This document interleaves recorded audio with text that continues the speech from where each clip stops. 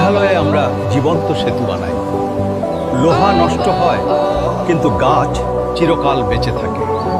সব গাছে এই গাছ হয় না, আমাদের চাই এই রাবার গাছ। এর শিকড় জলে পচে না। নদী পার করতে আমরা সুপারি গাছের দড়ি কাটি, ভেতরটা ফাঁকা করে লম্বা পাইপ বানাই। সেই ফাঁকা পাইপটা নদীর এপার থেকে ওপার ঝুলিয়ে দিই। শিকড়ের সুরঙ্গ, তারপর কচি সরু শিকড়গুলো ওপারে পৌঁছালে শিকড়গুলোকে মাটির গভীরে পুঁতে দিই। ভারী পাথর চাপাই যেন ঝরে না ওঠে। তারপর শুরু হয় প্রকৃতির জাদুতে আলাদা শিকড়গুলো জোড়ালেই এক শরীর হয়ে যায়। হাঁটার সুবিধার জন্য শিকড়ের ফাঁকে পাথর সমতল হয়।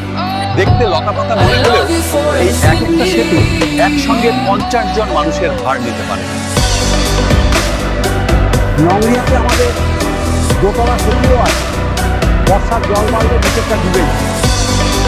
নিচেরটা ডুবলে আমরা উপরের তলা উঠতে।